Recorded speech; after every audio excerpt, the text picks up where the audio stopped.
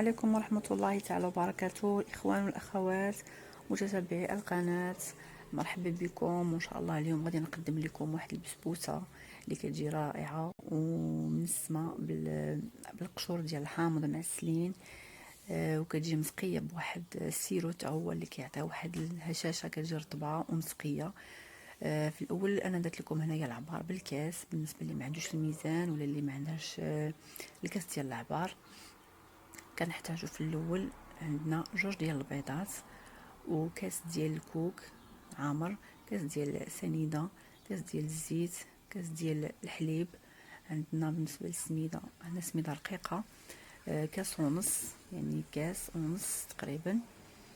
وهنايا عندنا نص كاس ديال الطحين ديال الفورس، وخميره حمراء، والقشور ديال الحامض اللي قلت لكم غادي نسم بهم هاد البسبوسه هادي، اللي كنت صايبتهم ديجا معكم في الاكستري ديال الحامض.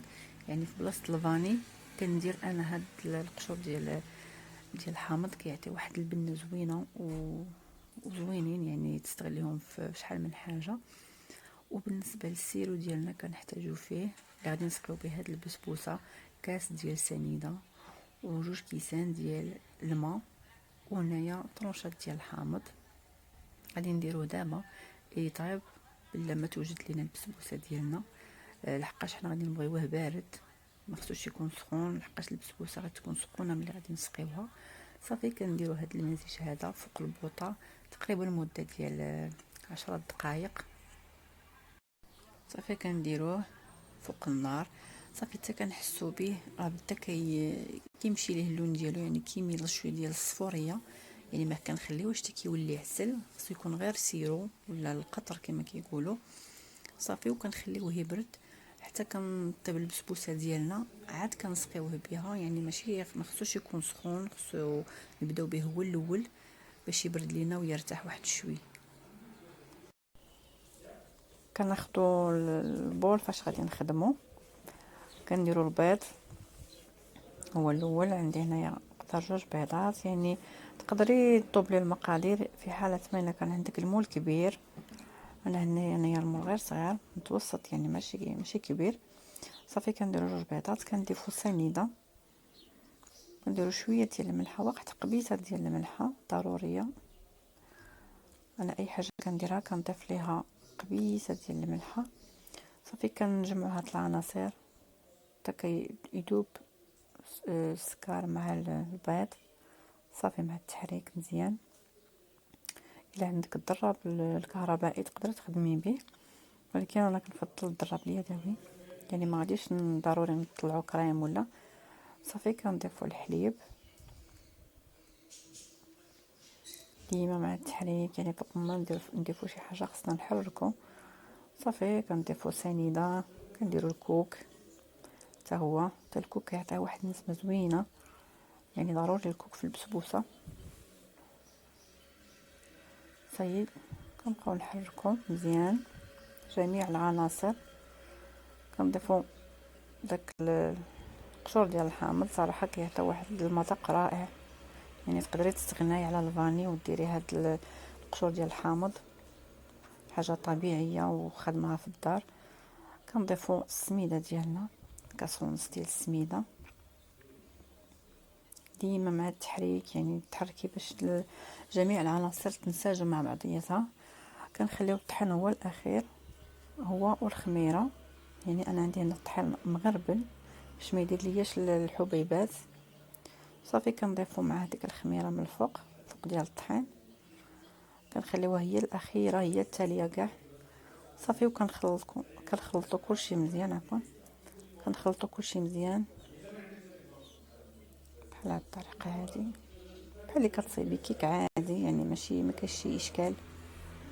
انا خديت المول فاش غادي نخوي ديك البسبوسه، من بعد ما دهنتو بشويه ديال الزبده ولا الزيت، المهم اللي كان متوفر عندك، ورشيت عليه شويه ديال السميده، المهم غطيتها كامله بالسميده باش ما تلصقليش. صافي كنخوي بحال هذا الشكل هذا، يعني طريقه عاديه بحال اللي كتصايبي الكيكه ديالك اليوميه، وراه كتجي زوينه وكتجي معسله بداك القطر. ودابا راه داك القطر راه كيطيب، مازال ما طفيت عليه. صافي كنشعلوا عليها الفران 180 درجه، يعني حتى كتحمر لينا من التحت بحال اللي كطيبي الكيكه العاديه ديالك، يعني كتحمر من التحت ومن بعد كتحمر من الفوق. هي ما كتنفخش بزاف حيت فيها غير خميره وحده. صافي كتحمر لينا من الفوق ومن التحت، وكنخرجوها ونرجعوا باش نوريها لكم ملي تخرج من الفران. اول قطر ديالنا ولا السيرو ولا السقوه اللي باش غادي نسقيو البسبوسه، يعني باقي شويه، باقي عليه ما وصل داك القوام اللي بغيتو. نخليه عاد واحد 5 دقائق ونطفي عليه. هذا هو القوام اللي بغيت نوصل ليه، بحال هذا الشكل هذا. صافي كنحس به ثقيل وتا اللون ديالو تبدل ولا داير بحال العسل جاريه، ولكن ماشي عسل، راه غير سيرو هذا. صافي نطفو عليه ونخليوه يبرد. انا خرجت البسبوسه من الفران بعد ما طابت، تحمرات من الفوق ومن التحت. كناخذوا هذاك السيرو بارد، خليته برد مزيان. والبسبوسه خص تكون عندنا سخونه، يعني القطر بارد والبسبوسه سخونه. الا درناهم بجوج بهم سخانين غادي تفرتت لينا البسبوسه ديالنا وما غاديش تخرج لينا مزيانه. من الاحسن نخليو القطر ديالنا يبرد مزيان. صافي كنسقيوها كاع كامله كل الجوانب. كنرشوا عليها شويه ديال الكوك من الفوق، يعني اختياري، كان عندك تبارك الله ما كانش ماشي مشكل، يعني ماشي ضروري. ولا تقدري دير لها اللوز من الفوق، اللوز مهرمش ولا كوكو مهرمش اللي كان متوفر. صافي وكنخليها تقريبا واحد الساعه ولا بلا ما تشرب وتبرد، عاد كنقدموها. ان شاء الله تنال الاعجاب ديالكم، والى فيديو لاحق ان شاء الله.